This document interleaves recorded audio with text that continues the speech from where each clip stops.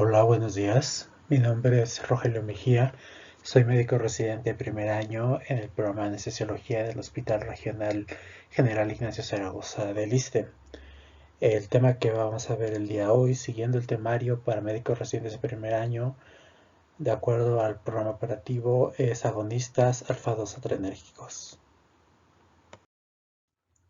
En este caso vamos a ver que como agonistas, pues ya lo hemos es checado en clases anteriores, son aquellos fármacos o aquellas sustancias que van a activar un receptor eh, como tal, generando la misma reacción que una sustancia endógena. En el caso de los agonistas alfa-2 adrenérgicos va a ser ese subgrupo de receptores, los cuales ya comentó el doctor Martínez en la clase pasada, y de los cuales la clonidina, que es como tal el fármaco prototipo que se desarrolló en la década de los 60, va a ser aquel al cual se va a referir toda la historia. Originalmente la clonidina fue diseñada para ser un descongestionante nasal y antihipertensivo. Sin embargo, en su uso clínico se dio cuenta que también se puede utilizar como sedante y analgésico. Después de esto se creó la dexmedetomidina, el cual es un enantiómero de la medetomidina, que es un fármaco utilizado principalmente por veterinarios, y no fue sino hasta el periodo entre 1996 y 1997 cuando la FDA la autorizó como uso para seres humanos en la cuestión como un agonista alfa-2 adrenérgico. Entonces, en el caso de los alfa-2 adrenérgicos, vamos a tener tres principales clases químicas. La primera van a ser los feniletilatos, los cuales se componen principalmente por lo que es el metil-dopa, ampliamente utilizado en las pacientes embarazadas que cursan con alguna enfermedad hipertensiva, así como el guanabens. Otra clase química van a ser las imidazolinas, como la clonidina y la desmetomidina, las cuales tienen, aparte de este gran eh, agonismo hacia los receptores alfa-2 adrenérgicos, también va a ser hacia los receptores de imidazolina y las oxaloacepinas. Entonces vamos a ver que de estos tres grupos principales, las imidazolinas van a ser las más ampliamente utilizadas durante la cuestión clínica. Y pues entonces, viendo el mecanismo de acción de estos agonistas alfa-2 arenéricos, pues vamos a ver que tenemos tres tipos principales de receptor, tres subtipos de receptores alfa-2 arenérgicos. Primero vamos a ver el subtipo alfa-2A. El subtipo alfa-2A nos va a dar las principales características que nosotros buscamos en la clínica de estos fármacos, que va a ser la sedación, la hipnosis, la analgesia, neuroprotección. Bueno, no lo buscamos, pero se da usualmente en hiperglucemia, la diuresis y la simpatolisis. Esto va a ser gracias a que estos receptores tienen una muy buena unión a proteína G, la cual va a causar una hiperpolarización celular. Esta hiperpolarización celular va a inhibir como tal a la célula, la función de la célula, y se va a dar principalmente por la inhibición de los canales y por la inhibición de la adenilciclasa, canales de calcio, perdón. Además, se va a dar al mismo tiempo una activación de canales de potasio que va a generar este cambio en la forma o en la carga eléctrica de la membrana para causar la hiperpolarización. Además, tenemos que van a actuar de una manera ya no tan específica ni tan potente, pero también va a tener cierto efecto en dos canales, perdón, en los receptores alfa o alfa 2B. Los canales alfa 2B nos va a dar un efecto como tal de vasoconstricción, va a evitar los temblores que se pueden dar en alguna parte de la anestesia, y además va a mejorar lo que es la analgesia endógena, o sea, lo va a hacer más sensible hacia aquellas sustancias producidas por nuestro cuerpo que van a causar la analgesia. Y además vamos a tener los receptores alfa-2C. Esos receptores alfa-2C, que están principalmente ubicados en el hipocampo, nos van a generar lo que es o están más relacionados con lo que es el aprendizaje y la respuesta al estrés, que lo vamos a ver un poquito más adelante. Está un poquito relacionado con lo que es la función de amnesia en estos fármacos. Y como ya vimos, entonces la unión de estos fármacos lo que les va a dar sus características especiales a cada uno de estos dos principales alfa 2 adrenérgicos. Vamos a ver que la clonidina se considera un agonista parcial, sobre todo de los receptores alfa 2 y alfa 1. Esto va a tener una afinidad principalmente por alfa 2 de 221 a 1 con alfa 1. Pero además va a tener un agonismo parcial de los receptores alfa 2 y los receptores de midazolinina, los cuales van a ser una mayor afinidad todavía que no, con los alfa 1, pues va a ser de 16 a 1. Por lo tanto, la clonidina solamente va a tener ciertos efectos hipnóticos limitados, sobre todo por sus efectos adversos. En cambio, la dexmedetomidina, que es un fármaco un poquito más nuevo, se considera que es más selectivo. Esto porque la afinidad de alfa 2 a alfa 1 va a ser de 1600 a 1. Entonces tendría que haber mucha mayor concentración para que se uniera a alfa 1 y no a alfa 2. Y en cuanto a los receptores de midazolinina, va a tener de igual modo mayor afinidad para los receptores alfa 2 de prácticamente el doble, por lo que se requeriría mucha mayor concentración para que se uniera a receptores de midazolinina en lugar de los de alfa 2. Y entonces, esta unidad de receptores, ¿qué es lo que nos va a causar? Pues dependerá principalmente del sitio al que se vaya a unir. Uno de los principales sitios a los que se ha visto que se unen los agonistas alfa 2 adrenérgicos es el locus coeruleus. El locus coeruleus, como sabemos, es un núcleo noradrenérgico pontino, el cual la unión a este lugar, la inhibición que va a causar en los receptores G, va a generar los efectos sedantes o hipnóticos de los alfa-adrenérgicos. Además, pues esta unión, esos efectos sedantes hipnóticos se dan principalmente porque al unirse, pues va a causar, como ya vimos, la hiperpolarización neuronal, y pues esta hipnosis tiene una característica muy especial en los receptores alfa-adrenérgicos, que va a ser un sueño muy similar al sueño no more natural. Por lo tanto, se habla que incluso en pacientes que estén, por ejemplo, admitidos en la unidad de cuidados intensivos, una sedación o una hipnosis más bien causada o generada gracias a estos fármacos puede tener efectos beneficiosos a otro tipo de sedación. Otro de los efectos va a ser como tal la unión al hipotálamo directamente. Esto va a ser principalmente del núcleo perióptico ventrolateral, lo cual va a generar una desinhibición porque pues la unión a esto va a causar una disminución de la norepinefrina y la serotonina circulante. Principalmente se ve que también hay una cierta liberación de glutamato, lo cual va a generar una activación de los receptores GABA, pero además se va a dar una inhibición de los núcleos tuberomamarios. Esto va a generar como tal que se disminuya la liberación de histamina, la cual no va a llegar por lo tanto al cerebro y va a prevenir el despertar del paciente, por lo tanto su hipnosis. De los demás efectos que podemos ver en el caso del uso de los agonistas alfa-adrenérgicos son los efectos hemodinámicos, los cuales son muy importantes y su principal preocupación durante su práctica clínica. La hipotensión es uno de los más representativos de ellos, el cual se va a dar por una disminución en el tono simpático. Esta hipotensión usualmente va a ser reversible gracias a vasopresores inotrópicos positivos como la efedrina, la fenilefrina y la dobutamina. Sin embargo, cuando se utiliza, por ejemplo, dobutamina y atropina, vamos a ver que la respuesta es más moderada que buena. Y no se recomienda el uso de norepinefrina, pues no se ha visto que haya realmente una buena reversión en los mismos.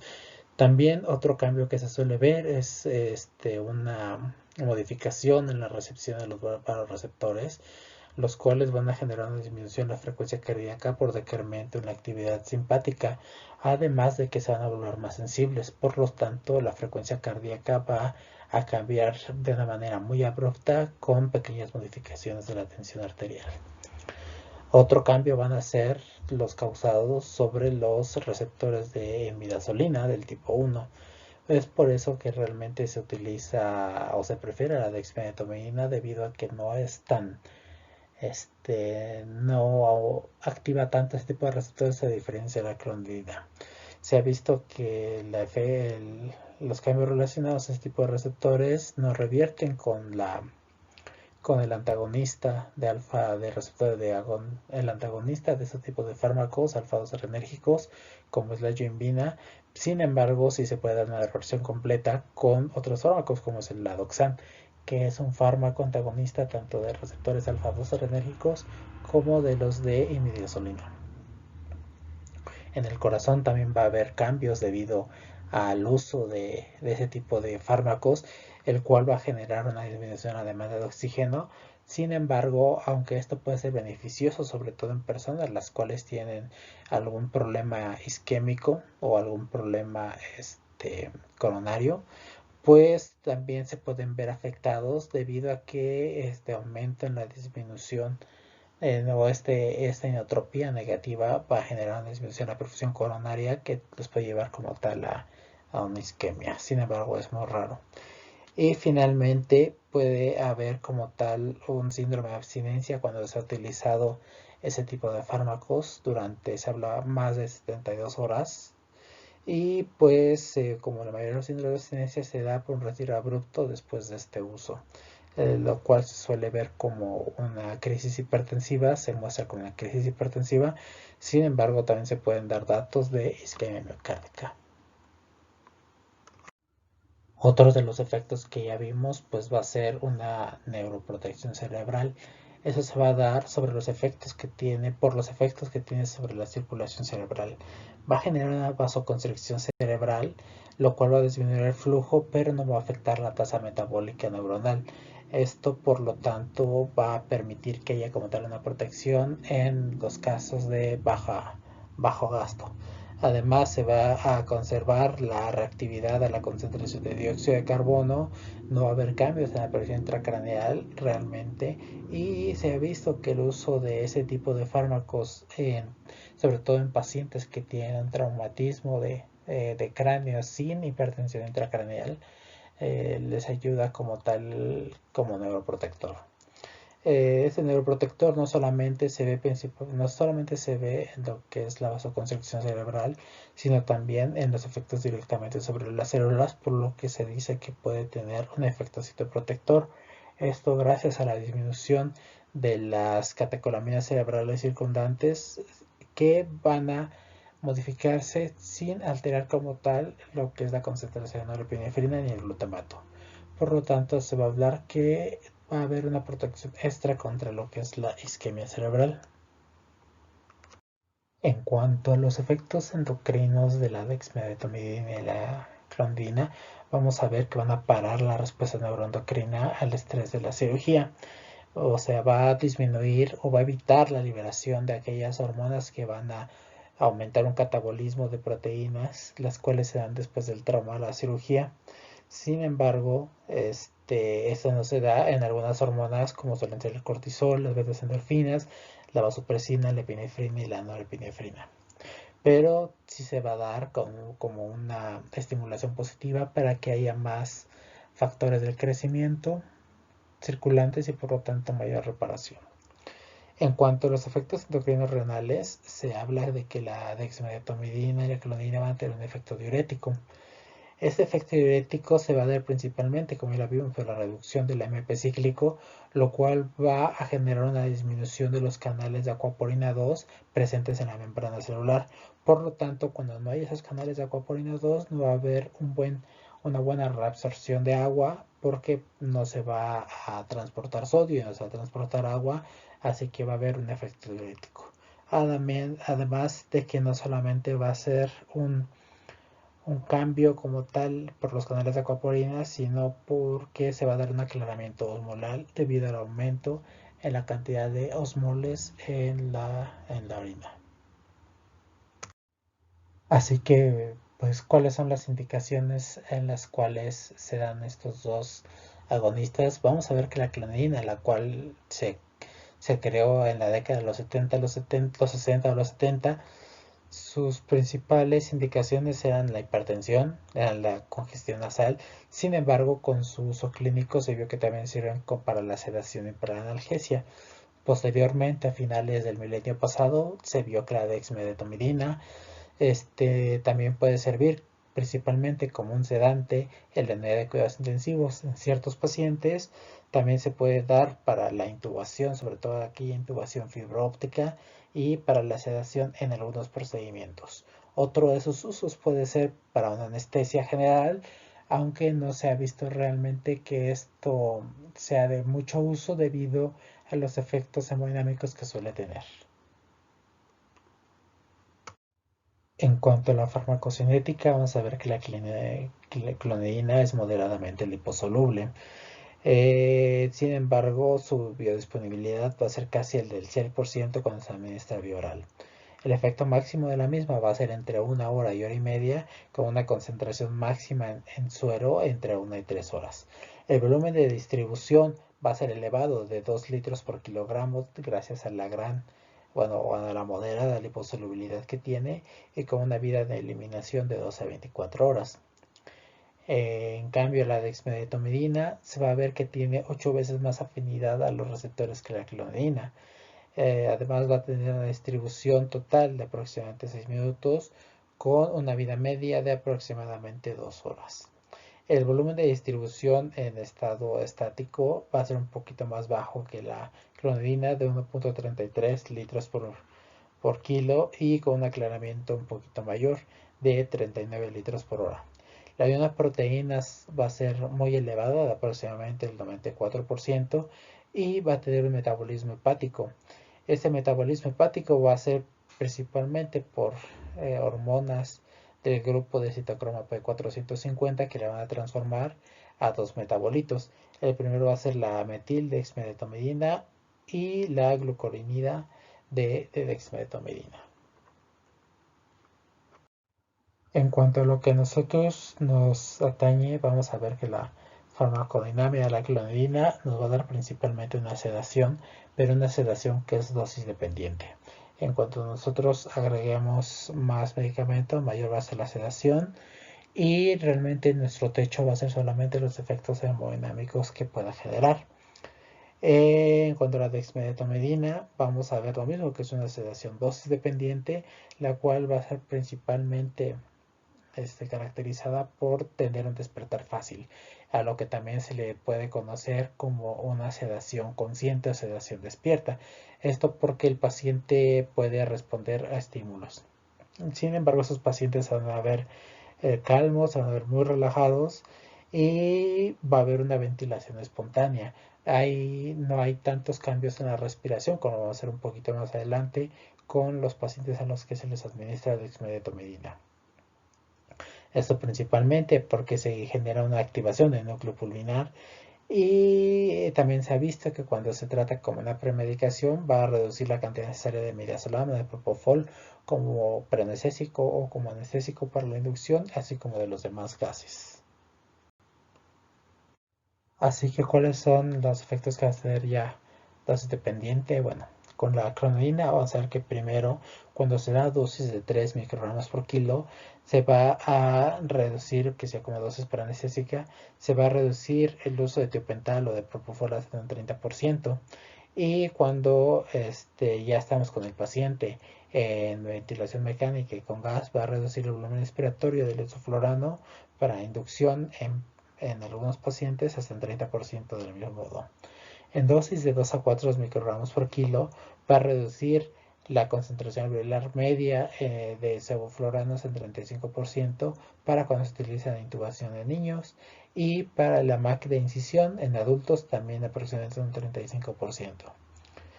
Para que nosotros ya veamos que se está utilizando la clonidina como un anestésico, tenemos que llevarlo a dosis de 0.5 hasta 5 microgramos por kilo. Pero incluso se ha visto en algunos estudios que se llega a utilizar hasta 10 microgramos por kilo sin ningún efecto adverso. En cuanto a la dexmedetomidina, se ha visto que puede reducir hasta un 90% la concentración alveolar media del isoflurano. Esto gracias a la mayor afinidad que tiene los receptores alfa 2. También se ha visto que tiene una actividad sinérgica con los opioides que va a aumentar como tal el efecto analgésico y que, como ya lo vimos anteriormente, es dosis dependiente. Del mismo modo nos va a generar una sedación y una analgesia, la cual se dice que es sin una amnesia como tal anterógrada, lo cual puede ser hasta cierto punto beneficioso para el paciente porque a veces esta amnesia le puede generar problemas.